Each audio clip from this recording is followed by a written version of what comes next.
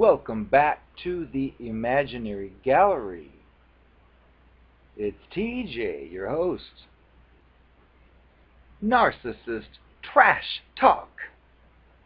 I've been quoting a lot from Jackson MacKenzie's book called Psychopath Free, and I found a little snippet here that I figured would fit nicely in this series about the narcissistic personality disordered person, or the otherwise emotionally abusive predator.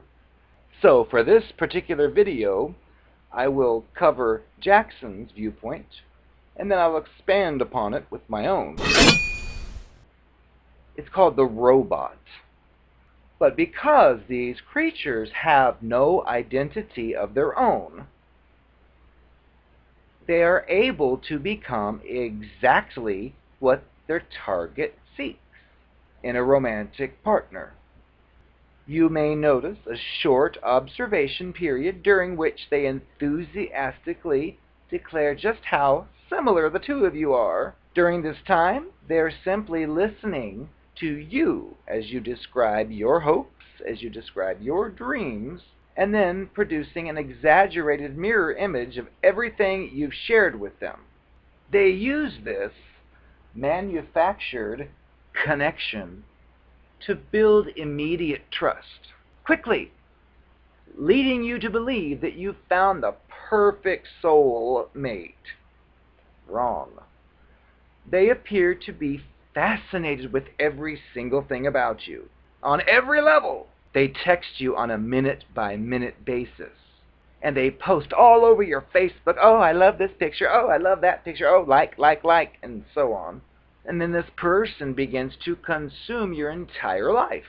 And suddenly, you just can't understand or imagine how you could have ever gotten along without this person. But then, the triangulation begins. And this is where the predator's lack of identity is most clearly evidenced. They start to lure in denounced former lovers and potential future mates with ambiguous hints and inside jokes, subtly ensuring that you see it all. You begin to feel like you're playing a detective, when actually the clues are being spoon-fed to you. These hints make you feel jealous.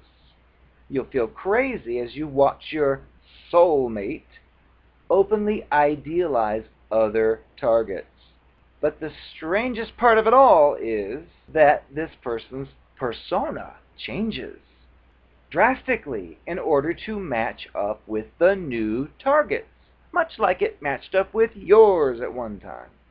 You find them flattering things that they used to insult when you two would talk together.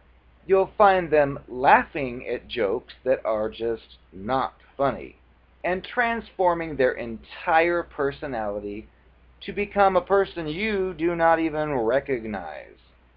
If you point out the fact that something's changed, they'll say, oh, you're crazy, or you're hypersensitive. And perhaps most unsettling of all, many times they'll steal a little bit of your personality to use during the grooming process with the next victim. Like a sophisticated robot, they evolve and improve with every target, borrowing the traits that work and disposing of the ones that don't.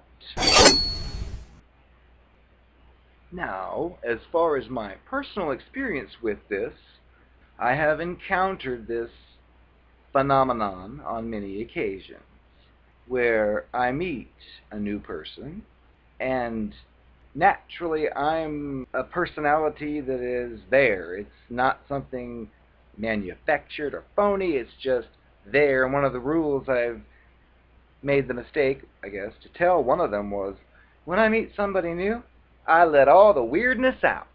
I'm not going to hold anything back. I'm not going to pretend to be Mr. Normal and then later surprise you with, I'm a weirdo.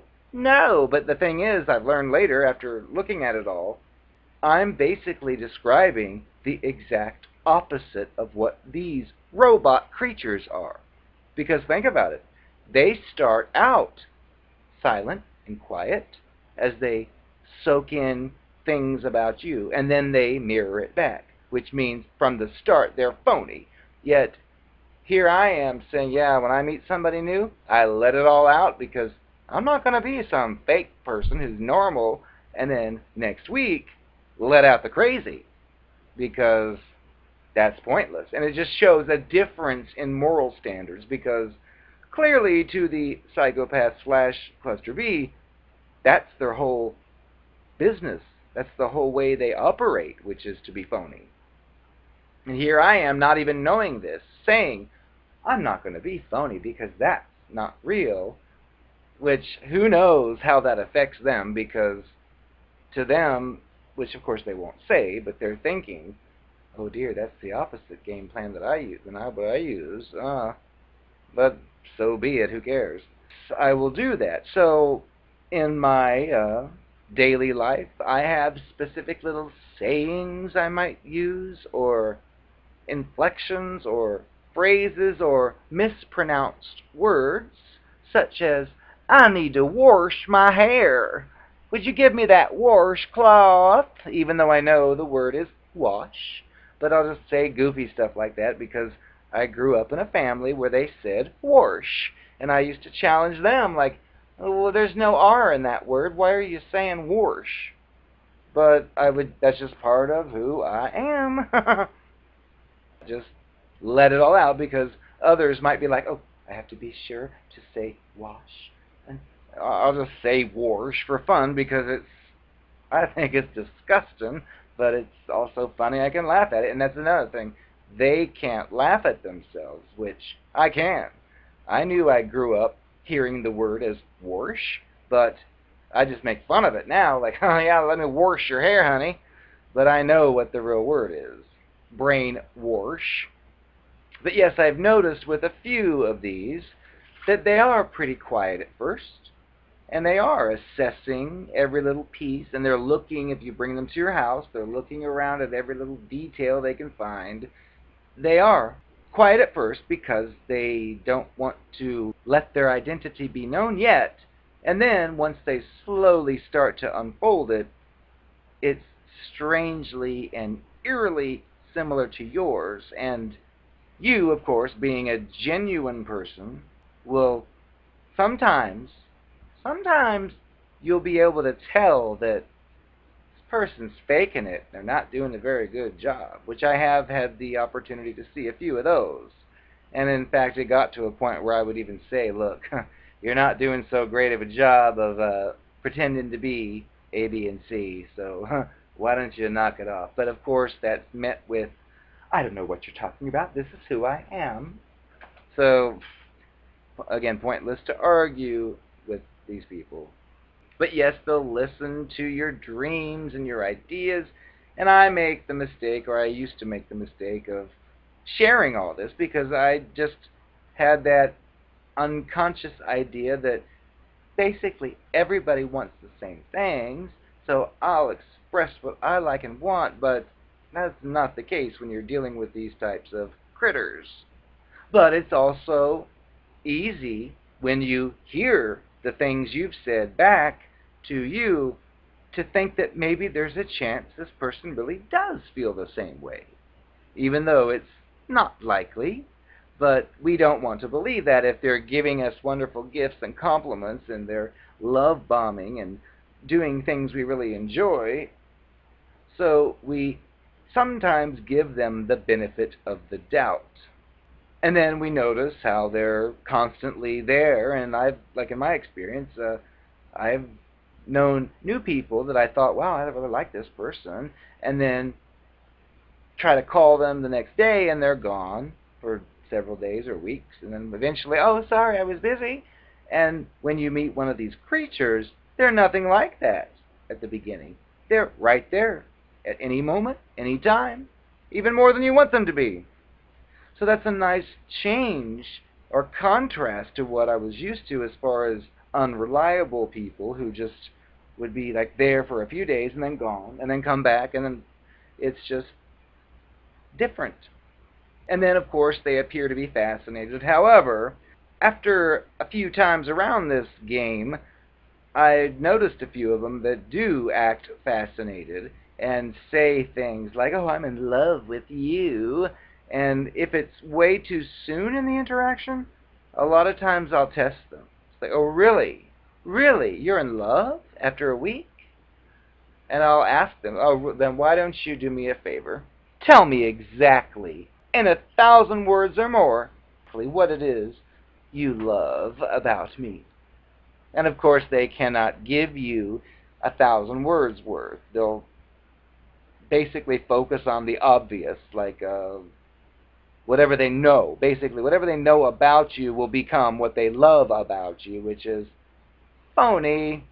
But it's true. They do begin to consume your entire life. They become like a guardian angel who's like there at all times, sharing in your intimate details of everyday life, such as if you're at home and they're at work and they say what's going on and your furnace breaks, for example.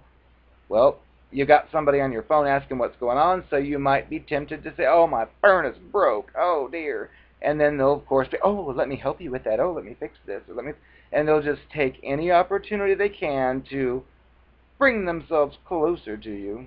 Yes, eventually, it's true. That triangulation begins, where they're very crafty when it comes to this, I've learned.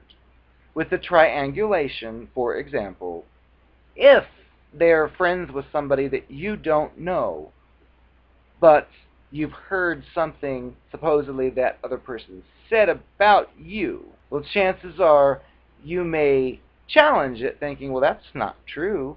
But these people are experts at this, and they know just how to tailor whatever they claim the other person said to be something that is part of one of your insecurities that they pick up on. Like if, for example, you're looking in the mirror thinking that you're a bit overweight and trying to tuck this in and tuck that in, if by chance this creature tells you about this other person and you're for some reason wanting to go talk to that person, and this will be a big threat to the creature because the two of them are probably dating or involved, the creature knows exactly what to say to you for the triangulation portion, so you won't react.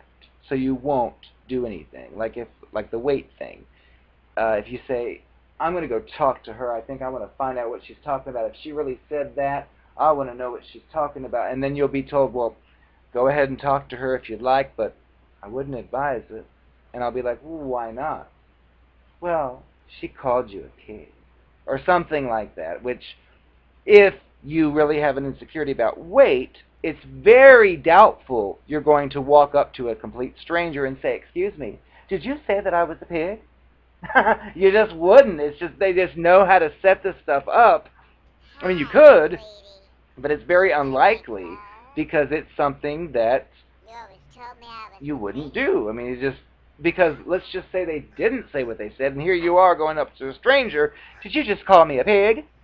And and they just know what to do, and that's one of their talents, which I don't know if it's something to be proud of, but it's what they do. They just seem to know how to triangulate so you do not go forward and try to uncover more when the truth is probably right there in front of you, but you won't reach it because of their expertise in this sickness.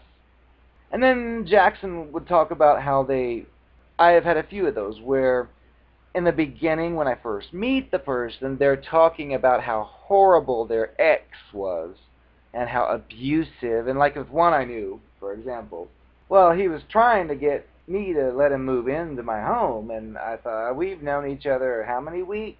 I don't think so. But this person was one of those who thinks it meets somebody new and has to move in with them, and my intuition told me all kinds of sickness that would have happened if I did that, so I resisted. But instead, triangulation, it said, I'm going to move in with my ex. And I'd be like, what? You mean the one who beat you? The abusive one? Yes. I think, why on earth would you move into the home of an abusive person, with relying back to the old stories of all the abuse stuff. And I think, why would you? Oh, it's okay, we're not lovers now, so we get along fine as friends. I said, are you kidding? Twilight Zone time. But that stuff happens.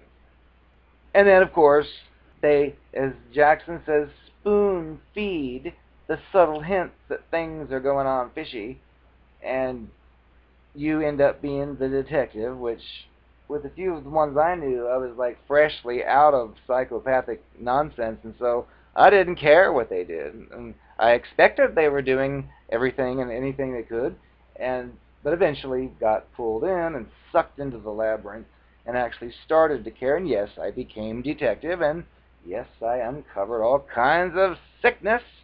And of course, rather than address the sickness, I would just be criticized for daring to go against the official story and find out the real one, which reminds me of current events. But yes, we feel jealous and crazy, and we watch the other person idealizing other people, and we'll say, hey, are we together or not? Because I noticed how you're spending a lot of time with whomever, and you'll be told, oh, you're silly, what is wrong with you? And you'll be confused, gaslighted, thinking, well, that makes sense, but so does this, and that's exactly where these people want you, which I've learned. They want you in that state because you're easier to manipulate and control. And yes, ugh, when they start flattering things they used to hate, and let's say they hate sports, but then you notice they're going to some baseball game wearing a baseball shirt and a baseball hat with the team's name on it, and you're like, well, that's not you. What is this? I just wanted to go to the game. And they have fake responses. And it's hard if you're dealing with it to understand it all, because you think you know this, let's say, anti-sport person, and then here it is wearing the clothing representing some team, and you're like, cognitive dissonance. And then you see them laughing at stuff that isn't funny, and you're like, we've talked about that before. Why are you acting like that's funny now? And you won't get any kind of good answer. You'll be told, oh, drop it, or oh, you're foolish. So you start to feel smaller in the process, or I did. And yes, it's true, they do become someone you do not recognize, because remember, when you met them, they were tailor-made to be just like you. And in some of these cases, they even changed their appearance. And let's say when you met them, they said, oh, I don't like sideburns. I like to shave my sideburns off. And then before you know it, they've got thick, gigantic sideburns. It's like, wait a second. I thought you said you couldn't stand sideburns. What's on your head? What's on your face? Oh, no. And they'll have some retarded type of response. And you're like, okay, if you're really against sideburns, you wouldn't have sideburns for any reason. But again, you cannot use logic with these people. And if you try, of course, as Jackson has said, to tell them, look, let's just stop right here, like I would try to do, which is pointless, but I would try to say, look, listen, you clearly said sideburns were sickening, and you've got them. What is the deal? You'll be pushed away, told, oh, you're crazy, oh, that's the past, I don't feel that way anymore, I happen to like them, and la la la, and it's sickening. And then the other part, which I've noticed as well, is they will sometimes retain a piece of your personality, and they'll use that on the new one. And that is sickening and insulting. If you look at it, see it for what it is, you can eventually realize this is not a real person. This is a robot, a monster, a machine. When you're still interacting with it, a lot of times your mind will try to give it the benefit of the doubt. Oh, well, maybe you think it's this way, but maybe it isn't. But when it's gone, it's pretty clear. They were mimicking you. They were using parts of you to the new person to pretend to be real, which is sickening. Hello, darling. I am the Narcopath. I know that when we were together, I always caught you looking at those young, beautiful bimbos who had the pretty faces, and I always felt second fiddle to them. You would always tell me I was the most beautiful one, but I knew that you really liked them better, so I've taken steps to give you a birthday surprise. I have changed my appearance for you. So, I'm gonna unveil it for you now. And once you see my new look, post-plastic surgery, you will be with me forever. Hi, sweetie. Do you want to make love? You always told me I was the prettiest. Come on now.